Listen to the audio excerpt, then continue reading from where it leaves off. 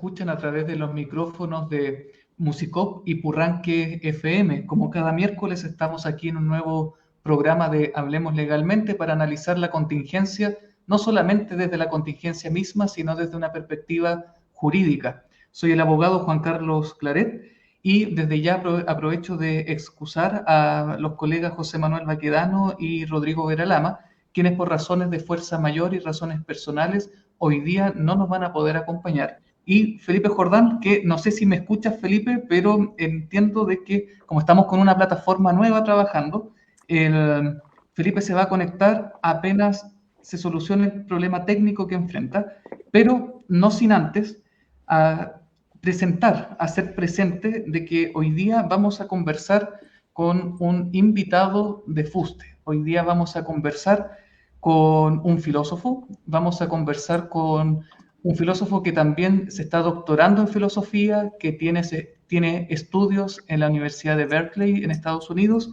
California para ser más preciso en cuanto al estado, y al mismo tiempo tiene estudios en relaciones internacionales. Así que hoy día nos va a acompañar Paulo Costa, a quien aprovecho de saludar. Paulo, ¿me estás escuchando bien? Muy bien, Juan Carlos. Gusto en saludarte, tanto tiempo sin poder coincidir. Tanto tiempo, cierto. Tal cual. En todo caso, Pablo, haciendo honor a nuestra amistad, quiero presentar a un amigo porque con Pablo nos conocemos desde la época universitaria y desde ya puedo dar cuenta que es más amigo de Dionisio que de Apolo, más amigo de Nietzsche que de Kant. Así que es bueno volver a reencontrarnos a través de estas pantallas, de estos micrófonos, para ser más preciso, Pablo. Así que bienvenido a la radio Musicop y Purranque FM. Muchas gracias, es un gusto poder conversar contigo. Finalmente es un ejercicio que hemos hecho durante años, solamente que ahora estamos frente a un público, pero es un ejercicio intelectual que nos ha acompañado nuestra formación y nuestra amistad. Tal cual, tal cual. Y en ese sentido, mientras vemos si Abel puede incluir a Felipe, que entiendo está en la sala de espera, para desde ya poder entrar de lleno a los temas. Abel, ¿estará Felipe en la sala de espera o no? Que me informa por interno que ahí está.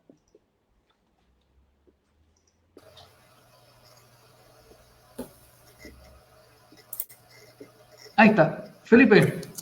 Hola, disculpen el atraso y los problemas, me puse medio torpe. Bueno, primero que nada, saludar a todas nuestras auditoras y auditores en esta nueva edición de Hablemos Legalmente. Me incorporo tarde, saludo a Juan Carlos y saludo a Paolo Costa, nuestro invitado el día de hoy. Prosigue nomás, Juan Carlos.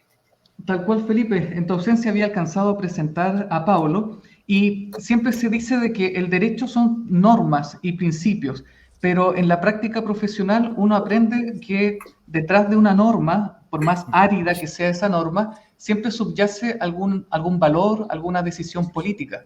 Porque en último término lo que trata de hacer una norma jurídica es hacer probable una decisión de la comunidad. Entonces, al descubrir ese valor que reposa en el fondo de una norma, con ese criterio uno puede discernir si es que la norma es justa, injusta, si es conveniente, si es inconveniente, si es útil o inútil. ¿Y por qué resalto esto? Porque tener a un filósofo como invitado es importante en un programa jurídico porque en último término toda la semana estamos conversando sobre la contingencia y lo cierto es que uno de repente se pregunta, bueno, ¿cuál es el valor que estaba detrás de esta norma? ¿Qué es lo que esta institución trataba de materializar? Y en ese sentido, Pablo, desde ya te quiero aterrizar en la contingencia nacional, porque esta semana la discusión pública la ha tomado la discusión sobre la condonación del crédito con aval del Estado, que es una discusión bien interesante y desde ya te quería plantear, ¿es el crédito con aval del Estado una política que desde tu disciplina y desde tu mirada hace posible que todas las personas que quieran entrar a la universidad puedan hacerlo y al mismo tiempo asegurar una forma de financiamiento adecuado? Muy buena pregunta, específicamente con la palabra querer. Hay un problema, diría yo, en la sociedad chilena en que se cree que el mero esfuerzo es sinónimo de requerimiento de éxito o incluso que la universalización de la educación universitaria es sinónimo de que todo el mundo tenga algún grado de estudio universitario o superior. Muy por el contrario, todas las sociedades que nosotros admiramos tienden a generar élites intelectuales, y esas élites intelectuales responden a los intereses que justamente son para el beneficio del colectivo. Dado eso, el CAE, como instrumento, en teoría, operaba para que cualquier persona, sin importar sus condiciones materiales de origen, pudiese acceder a la educación superior. Entonces, si lo entendemos así, bueno, entonces es un instrumento financiero para acceder a la educación superior sin importar las condiciones de origen de las personas.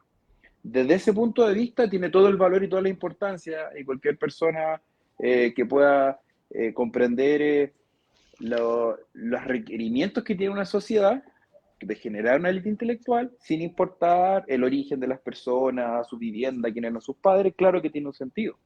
El punto está que este instrumento, de alguna manera, se convirtió en una manera que a través del Estado, financiando créditos con casas privadas, se utilizó para subvencionar la demanda de oferta educativa.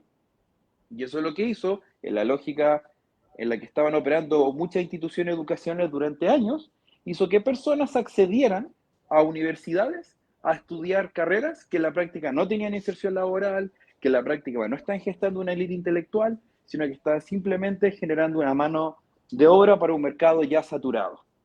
Entonces, dadas esas circunstancias, la pregunta sería, una cosa que es el CAE y otra cosa cuál era el objetivo que perseguía.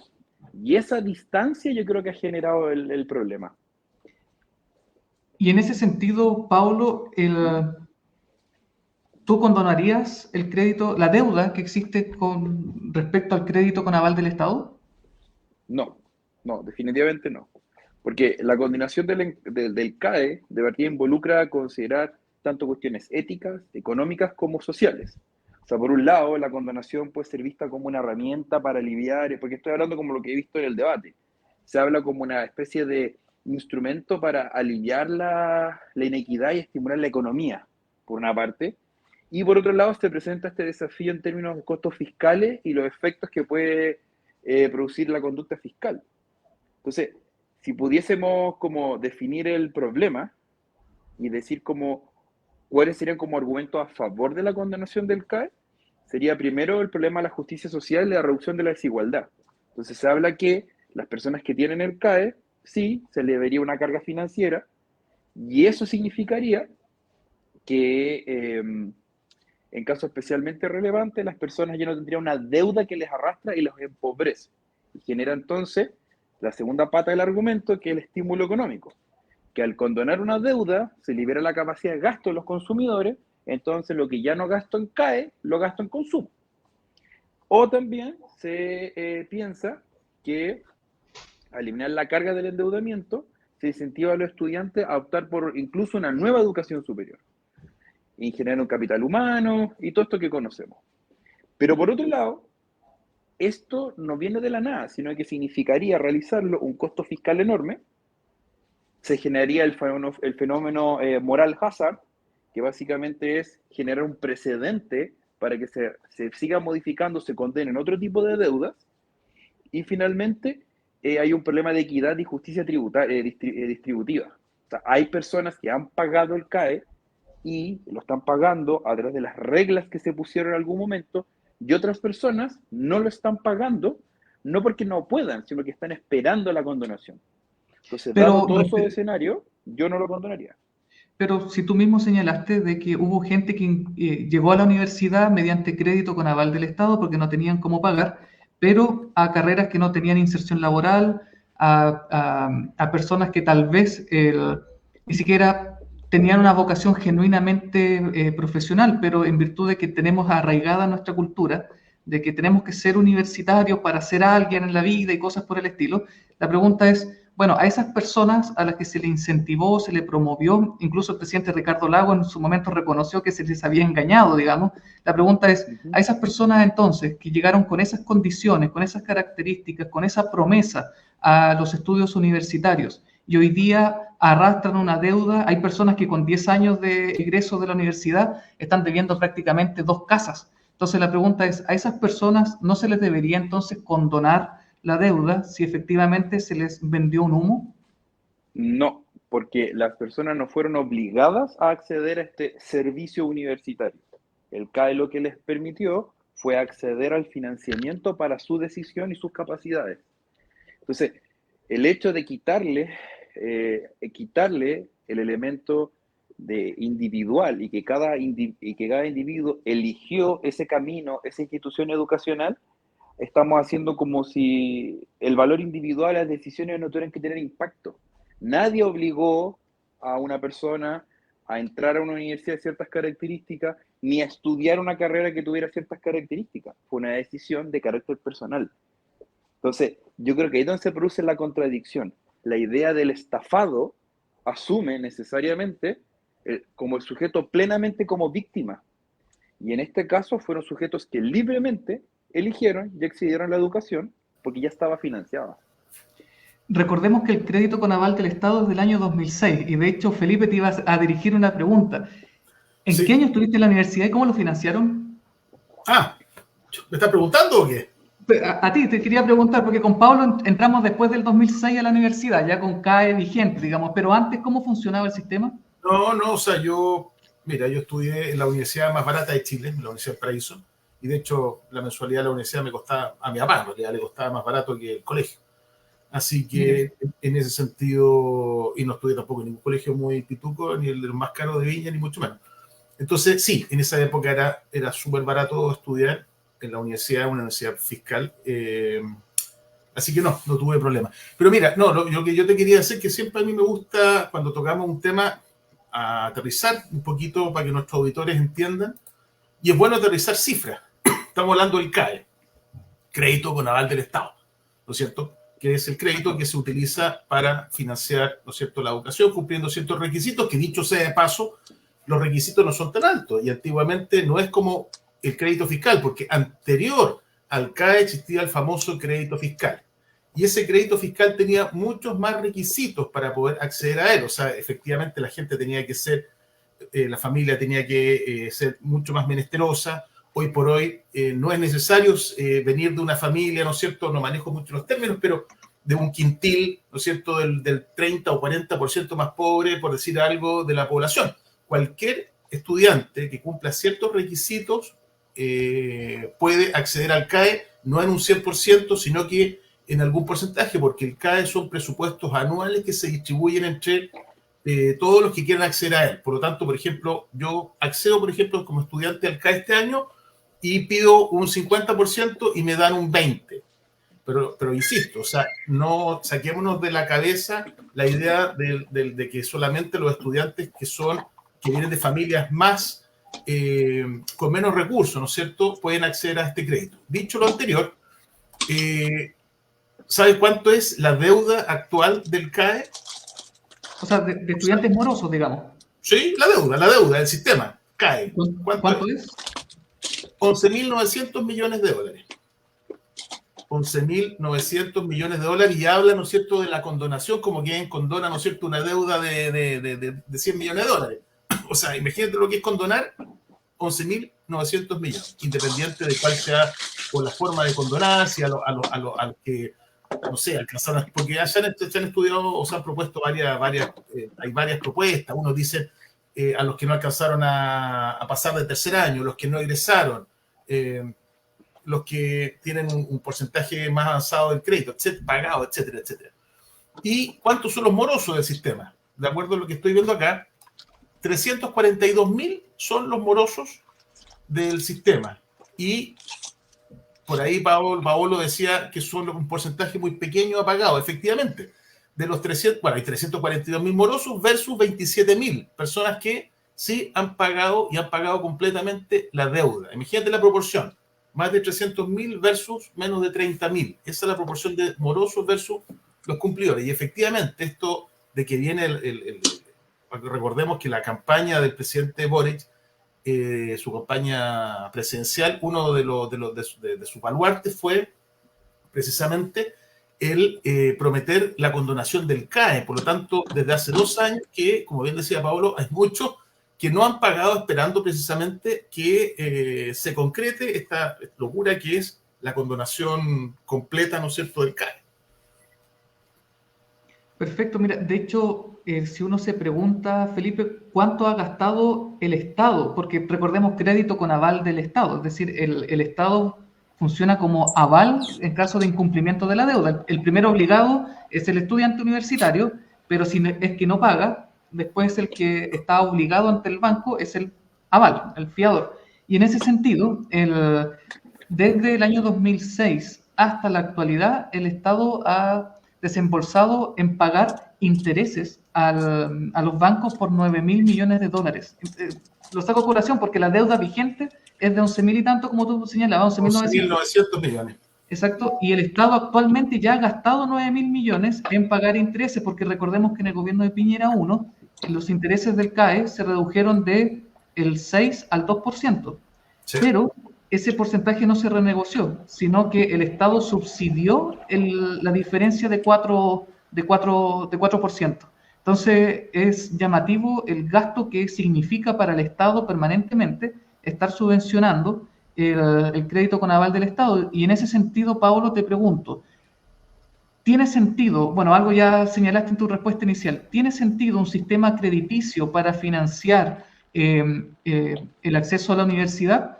Lo complejizo aún más, Pablo. No. ¿Tiene sentido un sistema crediticio para financiar un derecho social? Si es que compartimos que la educación es un derecho social. Y por último, si así es, ¿hacia dónde deberíamos avanzar en la implementación de un sistema de financiamiento? Perfecto, claro.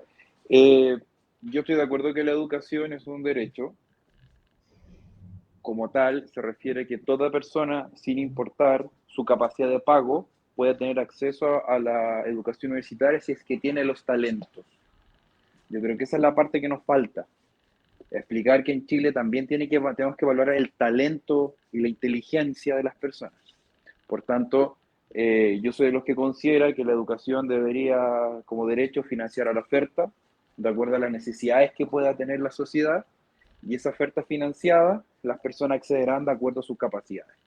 Creo que eso tiene mucho más sentido, que el gasto social sería más eficiente en ese sentido, resolveríamos de mejor manera el posicionamiento de profesionales y podríamos coordinar la capacidad de pago a través de impuestos generales y no a través del sistema de financiamiento de esta forma.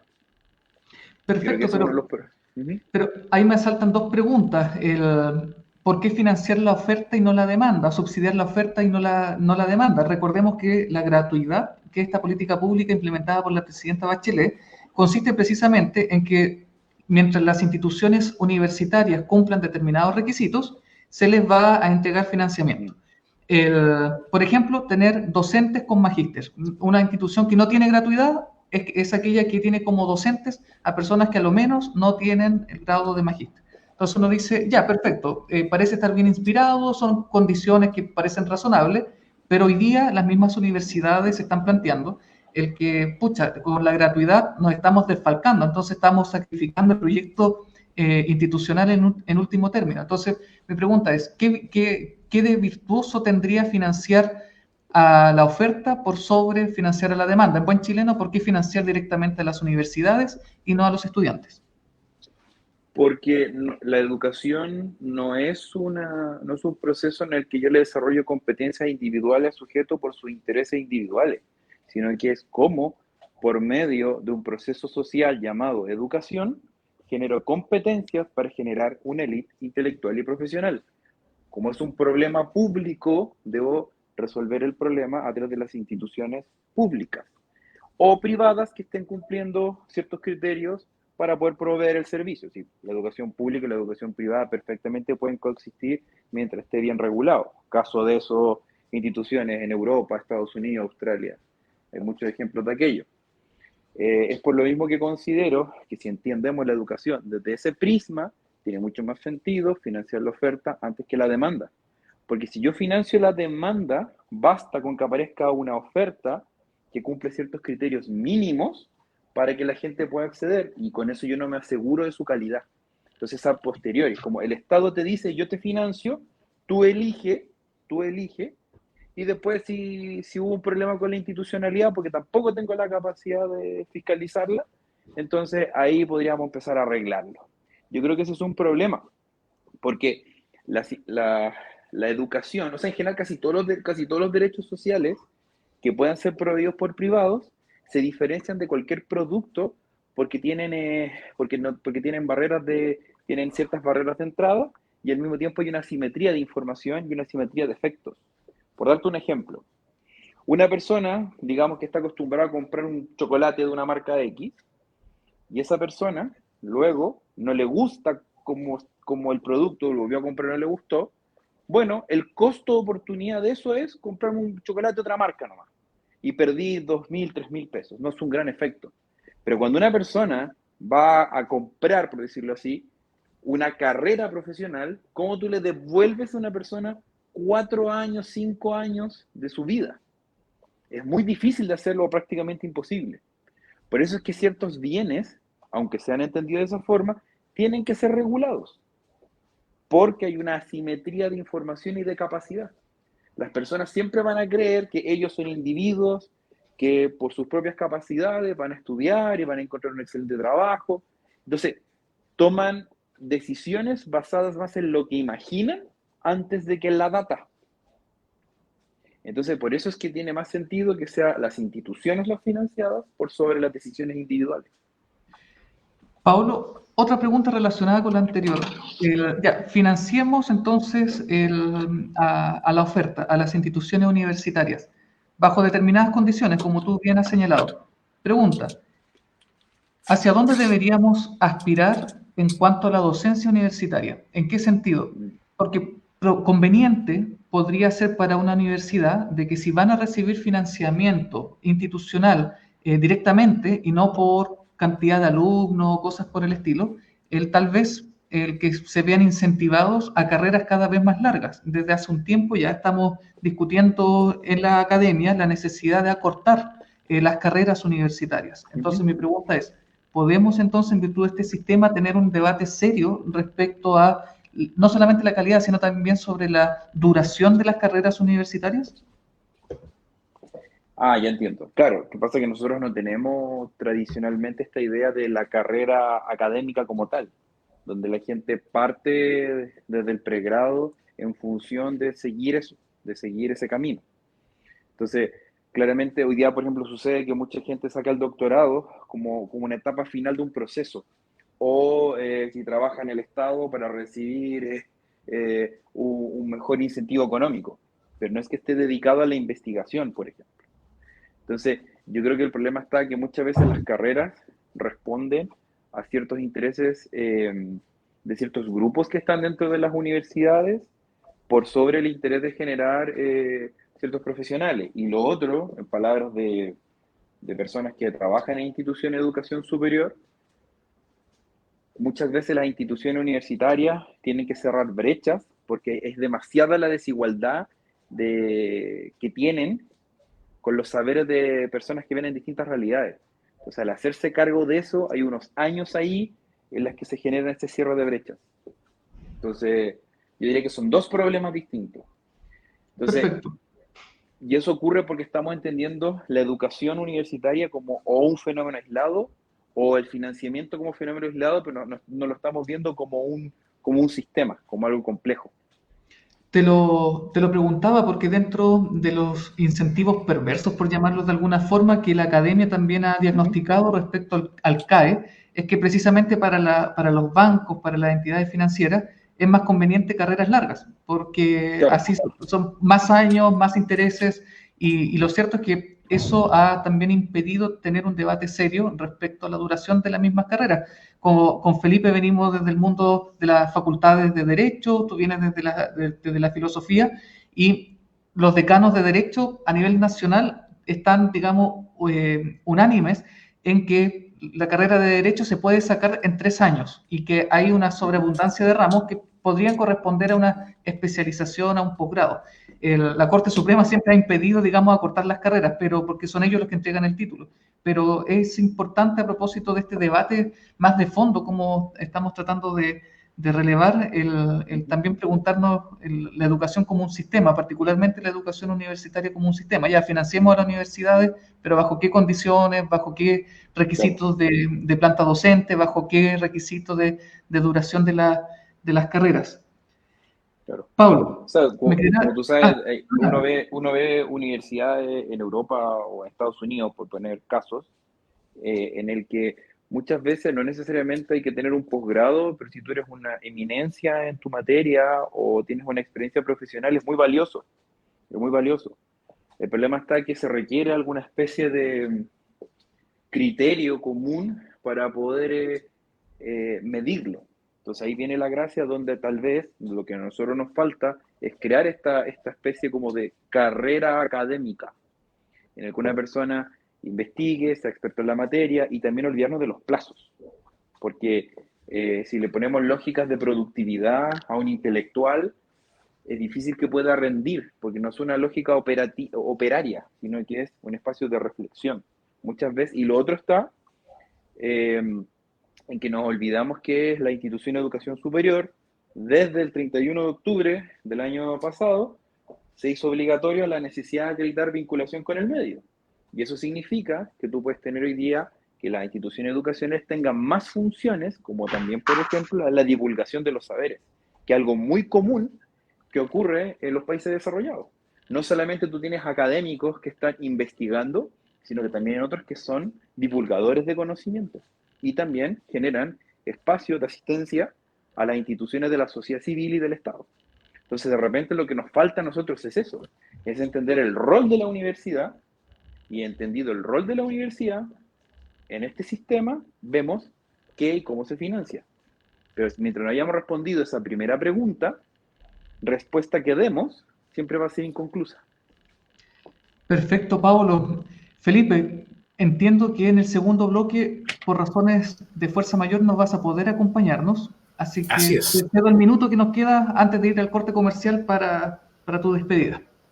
Sí, no, muy interesante el tema que estás planteando, que estás conversando con Pablo.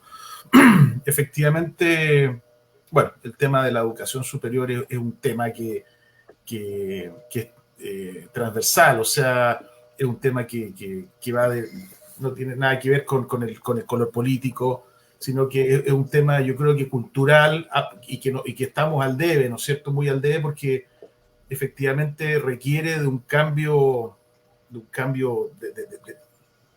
las bases, ¿te fijas? Esa cosa de entender la educación, como bien lo decía Paolo, ¿no es cierto? A fondo, es tal, bueno, yo se lo vengo diciendo una idea muy personal, pero este tema de cuando el año 81, 82, 83, comenzó la proliferación de las universidades privadas, que yo no tengo nada contra las universidades privadas, hay muchas muy destacadas.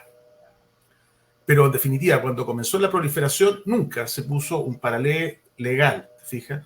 Entonces, continuó el sistema, es un negocio muy bueno, muy lucrativo, y resulta que los chicos, yo lo digo porque tengo mi hija, ahora uno está en cuarto medio, la otra salió del colegio hace 2 años, entonces, siempre los chicos, y cada vez es peor, o sea, en definitiva, salen más desorientados.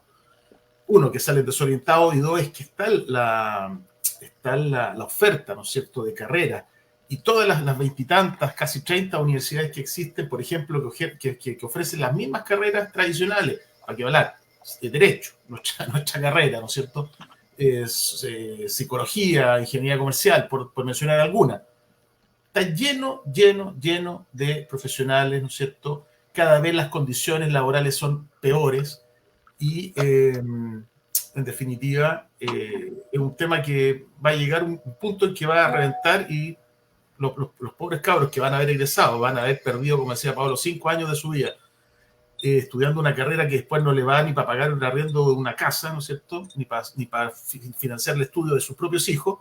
Es un tema que va a colapsar. Ya, hasta ahí no me llego porque ya me están retando que tenemos que irnos al corte. Interesante el tema, lamento no poder acompañaros la segunda mitad del programa, y me despido en este minuto. Paolo, un gusto, y nos estamos viendo. Nos estamos viendo. Vamos y volvemos, Pablo, ahora al corte. En 2 minutos regresamos. 18 horas, 32 minutos.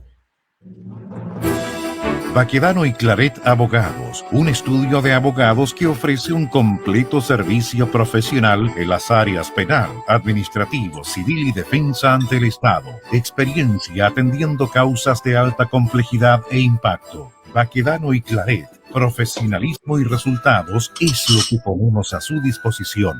Baquedano y Claret Abogados. Nuestras oficinas en calle O'Higgins, 1271 Osorno. O visite la web baquedanoyclaret.cl. Neumáticos Osorno saluda cordialmente a su distinguida clientela e informa que tiene a su disposición una amplia variedad de neumáticos agrícolas de la prestigiosa marca Pirelli. Además, somos distribuidores oficiales para la zona sur de la marca Maxxis, donde encontrará la medida adecuada para su auto o camioneta. Neumáticos Osorno, ubicados en Maquena, esquina Ecuador, les entrega la mejor asesoría, servicio y precio.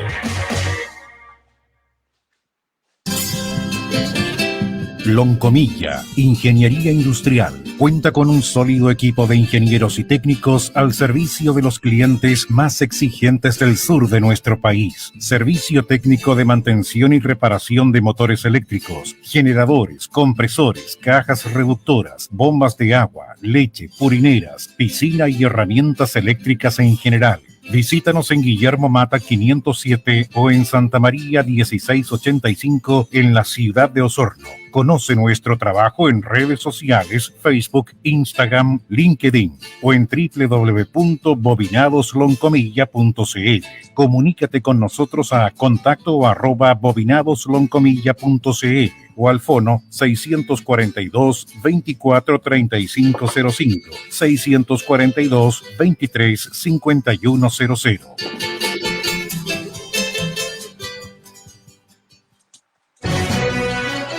Otoño y la mejor música para acompañar su diaria actividad.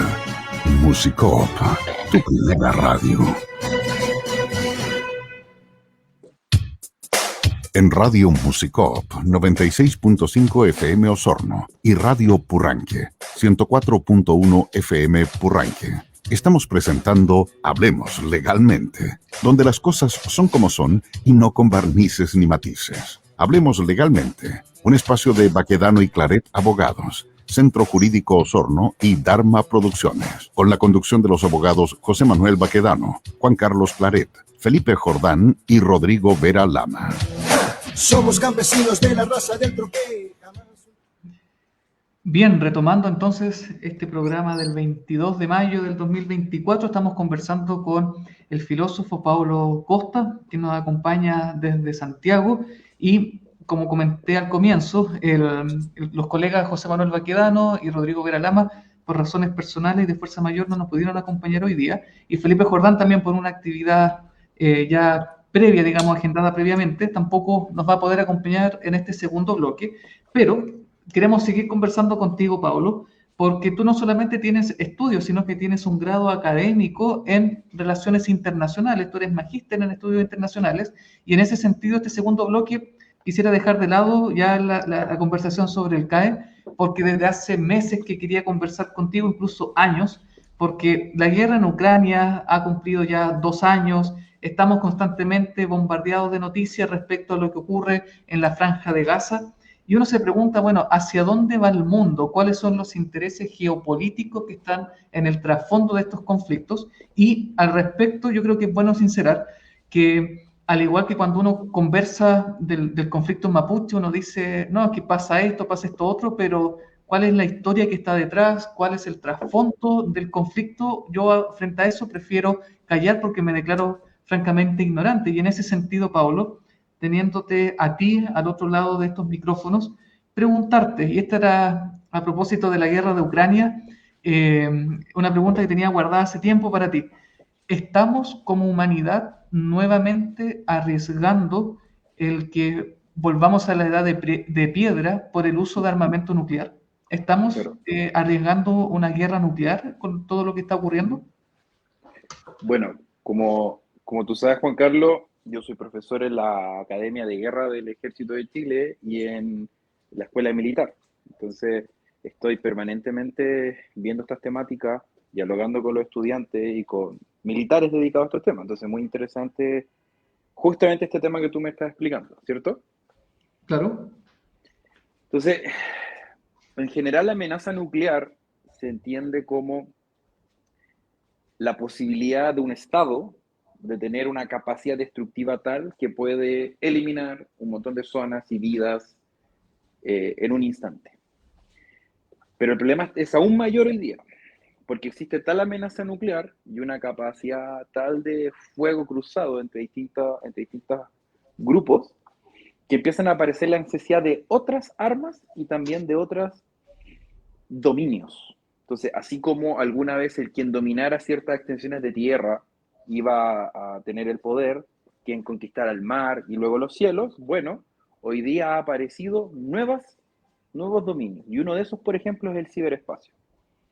Entonces, hoy día, a través de un ataque de hacking, tú puedes desmantelar una economía completa, puedes desmantelar incluso una central nuclear con fines pacíficos y hacerla explotar. Tú puedes generar a través de un ataque cibernético tanto más daño y generando impactos cinéticos, o sea, físicos, a una comunidad. Pero Entonces, ¿eso es una amenaza o es algo que ha ocurrido? No, ha ocurrido y también una amenaza. Nosotros tenemos que entender que no es lo mismo un riesgo que una amenaza. Uno, para que definir eso, tiene que tener claro que existe, primero, una parte, puede ser otro estado, un grupo, lo que sea, que tenga la capacidad de hacer algo, pero también que tenga la intención.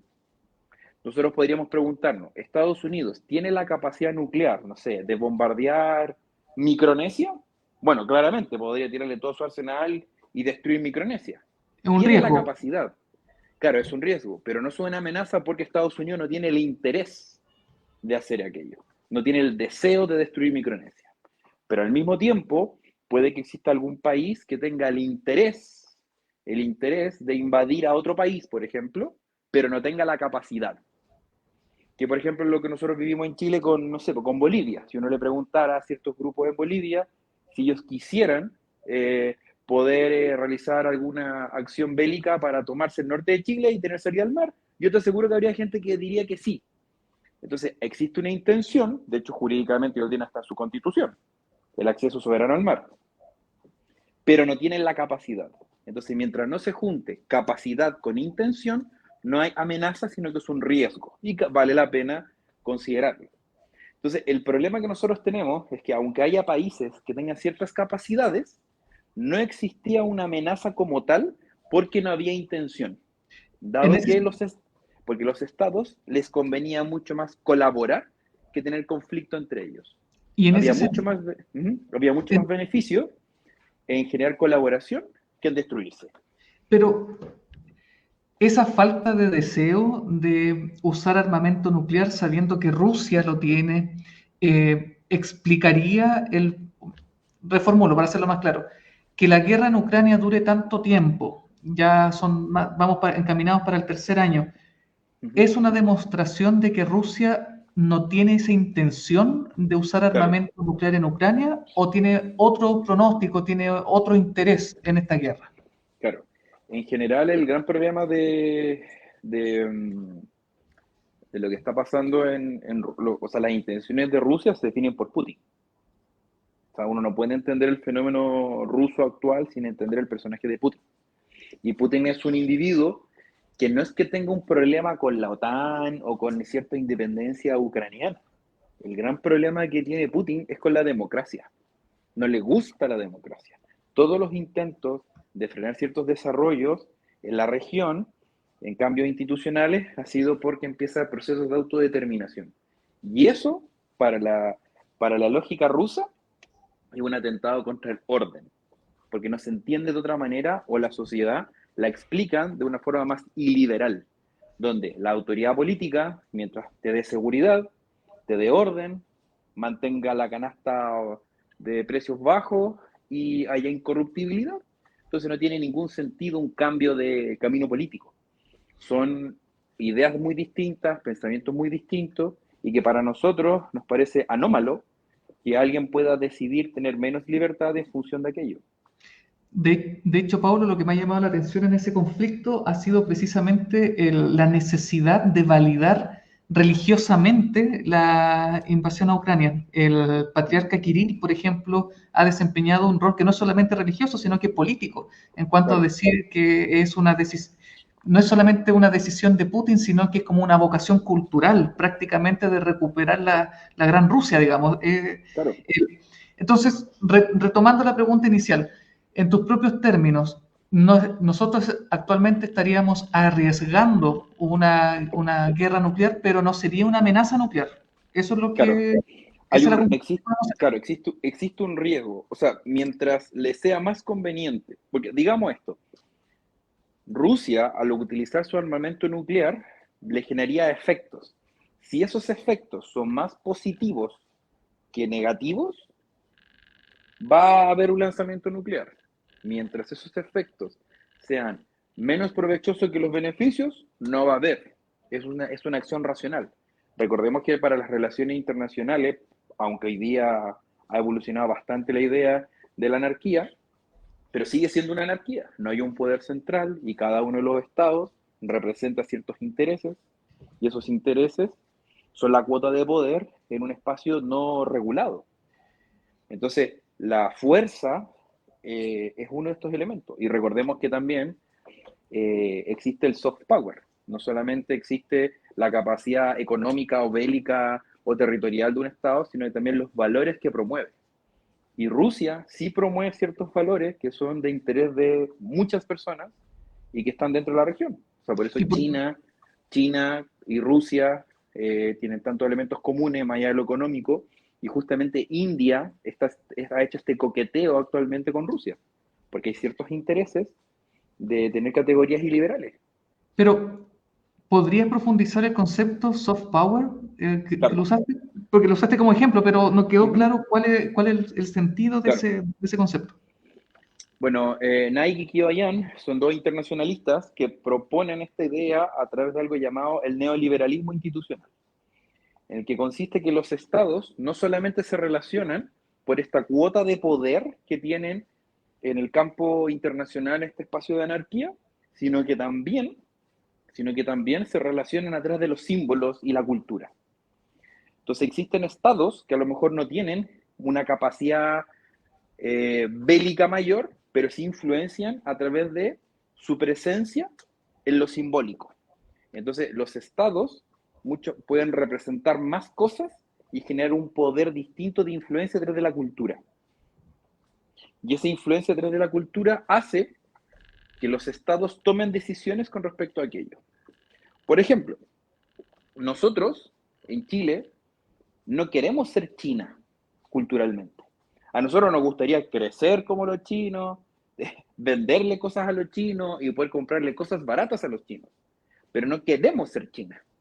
Entonces ellos no son una influencia cultural para nosotros. Yo no veo a nadie en Chile, ni al Partido Comunista, diciendo que le interesa que, por ejemplo, el 100% de la banca sea estatal. Los chinos la tienen así. En cambio, hay sociedades que son muy pequeñitas en términos de capacidad bélica o de capacidad de poder duro, pero tienen una influencia cultural muy grande. Promoción de derechos humanos, energías verdes, desarrollo sustentable, y eso hace que tengan presencia en los organismos internacionales, generando cambios en la cultura. Nosotros mismos, en Chile es un gran promotor de los derechos humanos a nivel internacional, es un promotor de las democracias, es un promotor de la autodeterminación de los pueblos, y eso hace que seamos referentes para varios temas. En los estudios que en la universidad tuve respecto a relaciones internacionales, entre ellos con el profesor hoy día ministro Alberto Van Claveren, siempre cuestionábamos al equipo docente porque había como un consenso en el alumnado de que el derecho internacional es el derecho de los débiles, porque funciona para las naciones, para los estados que somos pequeños. Nuestro aporte, digamos, a la economía global es muy baja, frente a potencias que además están en el Consejo de Seguridad de Naciones Unidas.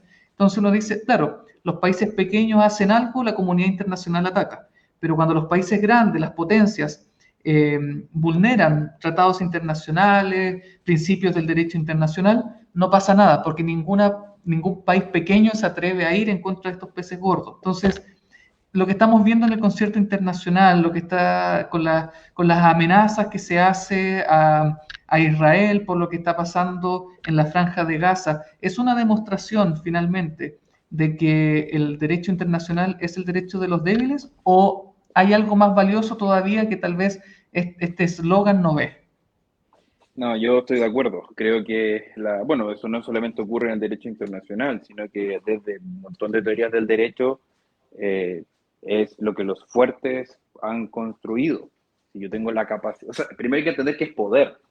Si entendemos poder como la capacidad de modificar la conducta de un tercero, bueno, entonces, si la comunidad internacional no tiene la capacidad de frenar un accionar, no sé, de China, de Estados Unidos, de Rusia, entonces no se tiene poder. El poder es la capacidad de acción, y esa capacidad puede ser tanto por elementos simbólicos como por elementos coercitivos como tal. Básicamente, si nosotros volvemos como a la filosofía del comportamiento, los seres humanos se mueven por dos posibles caminos, o por razones prudenciales. ¿Qué significa eso? Realizo o dejo de realizar algo por una conveniencia, o sea, hago algo porque voy a tener un beneficio, o no hago algo porque no quiero tener un gravamen, o por razones morales. Creo que las acciones son buenas. O sea, hay personas, no sé, que pagan sus impuestos porque creen que está bien pagar impuestos, y otras personas que pagan impuestos porque no quieren recibir una multa. Y esa es la diferencia. Entonces, lo mismo ocurre con los estados. Los estados, por mucho que sean instituciones complejas, responden a los intereses de una comunidad, y esa comunidad está representada. Y desde un punto de vista liberal, son distintas personas que representan sus intereses en los estados, y estos estados son los que representan estos intereses en la comunidad internacional. Entonces, yo sí soy de los que cree que, lamentablemente, el derecho internacional es el derecho para los débiles.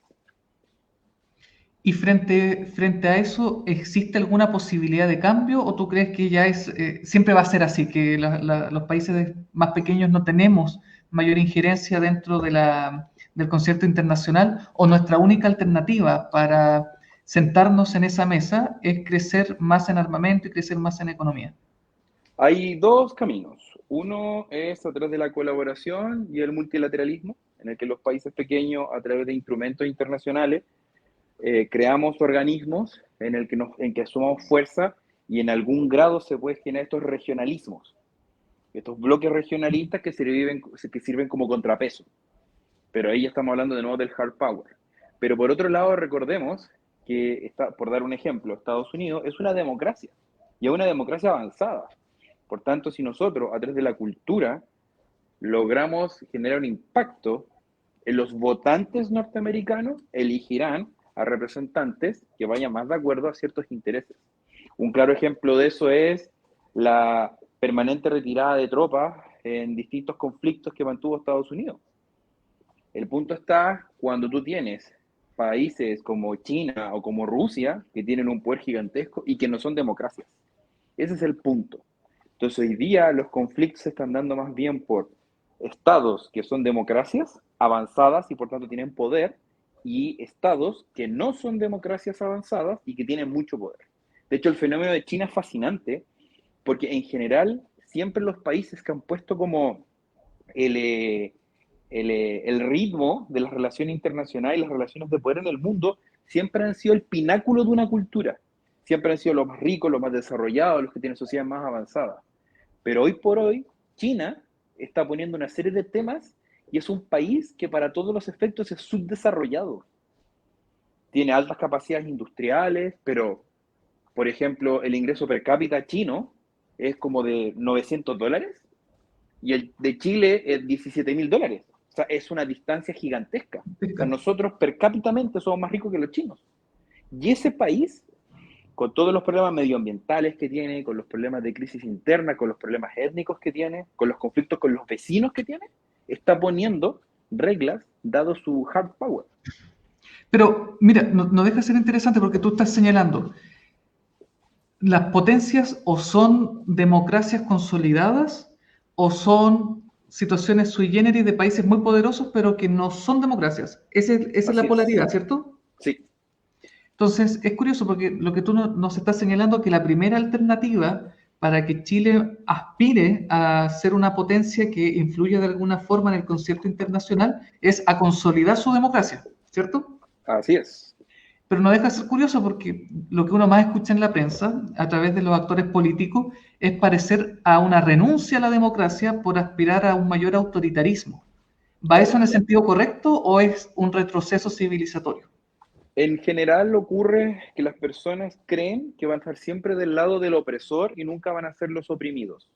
Entonces se imaginan que la solución a los problemas de la democracia se hacen suspendiendo la democracia, creyendo que ellos van a ser beneficiados de aquello. Entonces la pregunta yo la haría al revés. Es como, ¿a usted le gustaría, ciudadano medio, no poder elegir a sus gobernantes?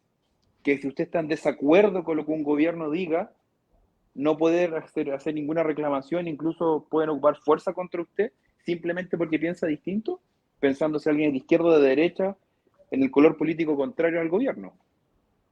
Y yo creo que esa respuesta nadie la quiere afirmativa. Entonces, el hecho de que tengamos una capacidad... yo creo que el problema en Chile ha sido que la democracia que tenemos, como es imperfecta, no está pudiendo dar solución. Y las personas, en vez de creer que la solución es la profundización de la democracia, es la renuncia a la democracia, cuando lo que se requiere es una profundización. Pero es donde viene el problema, que esto lo vemos estudiando desde Platón en adelante, es que las democracias avanzan mientras tú tengas a la población educada. Entonces las democracias logran su cometido en la medida que tú tienes ciudadanos que son capaces de comprender los problemas políticos y los problemas sociales para dar solución a aquello. Pero mientras exista una distancia entre el electorado y las personas elegidas, y que la agenda se disponga a través, no sé, de partidos políticos que representan con suerte un 1%, va a ser muy difícil que eso ocurra. Paulo, en honor al tiempo, ¿cuál es el segundo camino que tú nos estabas ilustrando? Porque el primero, fortalecer ya la democracia en este panorama polar. La segunda, ¿cuál sería el otro camino? Claro, la primera consiste en que los estados, a través de instrumentos multilaterales, pueden generar un regionalismo tal que pueda hacer presión a las potencias. Claro. Y lo otro es a través de un modelo de un economista que se llama Putnam, que se llama la presión de doble nivel, en la que los actores de la sociedad civil se pueden relacionar con otros actores de la sociedad civil en otros estados y genera una presión hacia los tomadores de decisiones del Estado. Entonces, uno, por ejemplo, lo que ve en Estados Unidos, con las protestas en las universidades por apoyo a Palestina por sobre Israel, va en contra de prácticamente 60 años de política exterior norteamericana. Entonces, eso ha ocurrido porque grupos pro-Palestina en distintas partes del mundo han generado su influencia por sobre grupos de la sociedad civil en Estados Unidos que empiezan a mostrar su malestar. Y ese malestar va a aparecer en las próximas elecciones. O sea, yo te lo doy, pero de seguro que en las próximas elecciones norteamericanas se le va a preguntar a los candidatos qué decisión piensa que hay que hacer sobre Israel. Y eso puede cambiar por completo la toma de decisiones de política exterior norteamericana, entendiendo que es una democracia. Para dar el ejemplo específico. En los 2 minutos, porque más ilustrativo imposible, las noticias han señalado que ha trascendido, porque el Telegraph ahí en Inglaterra hizo eco también de que Rusia habría pillado petróleo en la Antártica, particularmente claro. en la... ¿Perdón? Sí. Entonces, al respecto, existe una amenaza, hablemoslo en tus propios términos, existe una amenaza de que en el corto, mediano, largo plazo Chile tenga que hacer frente a una amenaza nuclear, a un conflicto bélico, por no solamente los recursos hídricos que implica la Antártica, sino que también Ay, corrígeme, ¿Antártica o Antártida? No, puede ser cualquiera de las dos, si son... Perfecto, entonces algún conflicto bélico respecto no solamente a los recursos hídricos, sino que también a lo que estaría en el subsuelo, como podrían ser esas fuentes de petróleo?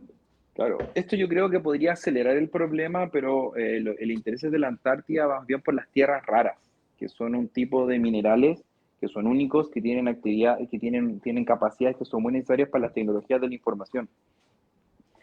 Ese es el verdadero problema. Lo otro está, que nosotros tenemos que entender, que dado el conflicto ucranio-ruso, uno de los cambios que se ha venido acelerando fue la necesidad de modificar nuestra matriz energética y pasar de una de hidrocarburos que se explotan a pasar tal vez o a la electromovilidad o a combustibles sintéticos como el hidrógeno verde.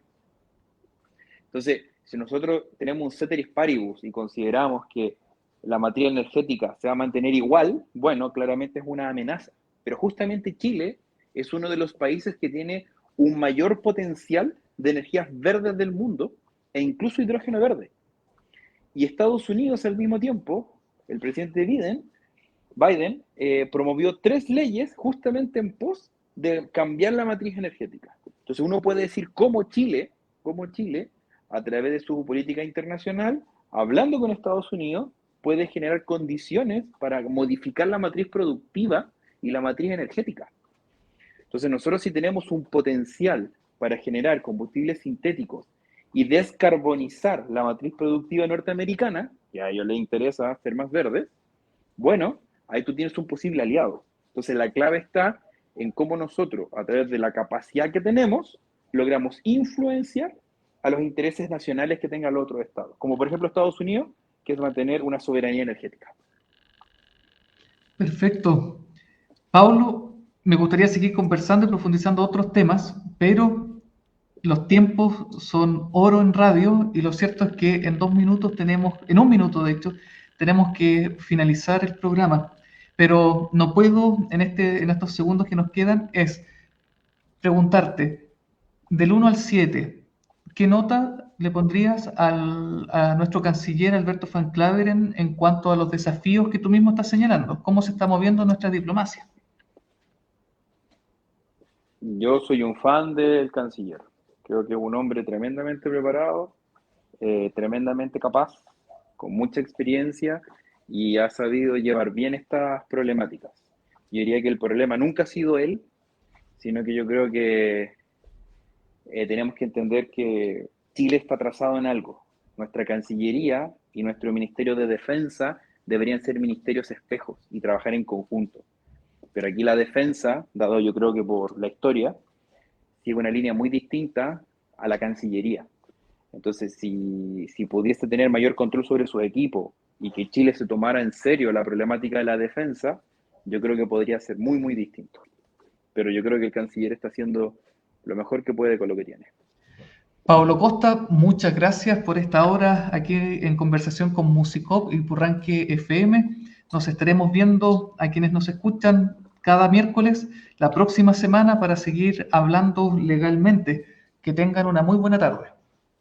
Muchas gracias. Buenas noches.